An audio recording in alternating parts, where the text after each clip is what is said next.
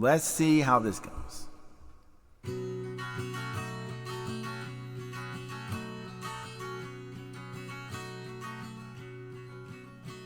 The legend lives on from the Chippewa on down of the big lake they called Gitchigumi. The lake, it is said, never gives up her dead when the skies of November turn gloomy. With a load of iron ore, 26,000 tons more than the Edmund Fitzgerald weighed empty. That good ship and crew was a bone to be chewed when the gales of November came early.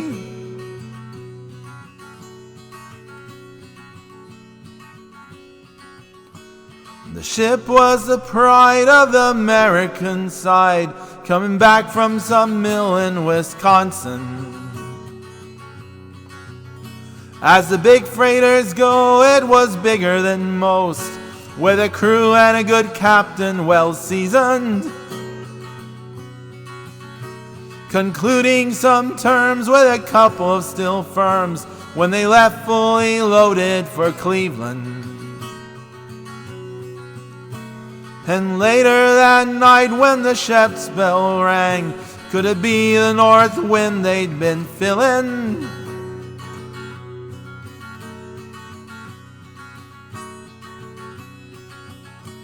The wind in the wires made a tattletale sound, and a wave broke over the railing.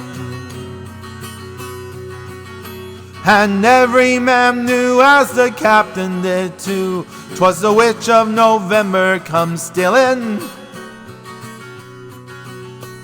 The dawn came late and the breakfast had to wait when the gales of November came slashing. When afternoon came, it was freezing rain in the face of a hurricane west wind.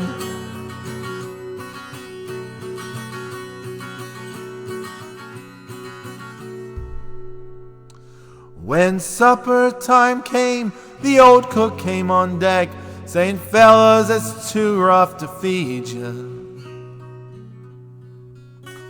At 7 p.m., a main hatchway caved in. He said, "Fellas, it's been good to know ya." The captain wired in, he had water coming in, and the good ship and crew was in peril. And later that night, when his lights went out of sight, came the wreck of the Edmund Fitzgerald.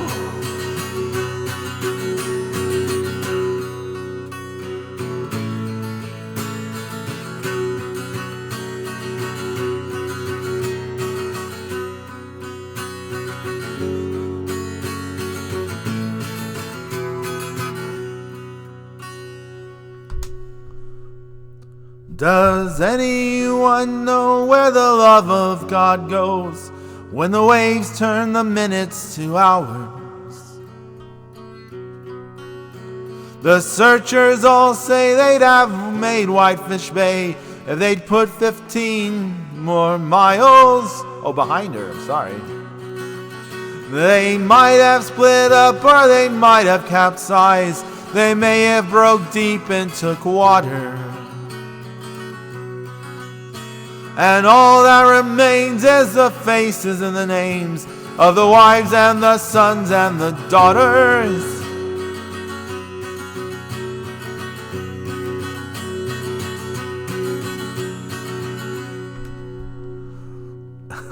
Lake Huron rolls superior scenes in the rooms of her ice-water mansion. Old Michigan steams like a young man's dreams. The islands and bays are for sportsmen. And further below, Lake Ontario takes in what Lake Erie can send her. And the iron boats go, as the mariners all know, with the gales of November remembered.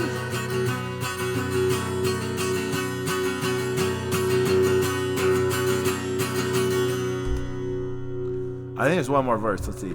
In a musty old hall in Detroit they prayed, in the Maritime Sailors' Cathedral. The church bell chimed till it rang 29 times for each man on the Edmund Fitzgerald. The legend lives on from the Cheppewa on down of the big lake they call Gitchigumi. Superior, they said, never gives up her dead when the gales of November come early.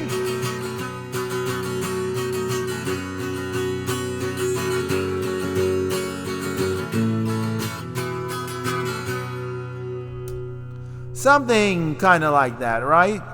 The wreck of the Edmund Fitzgerald. Something like that.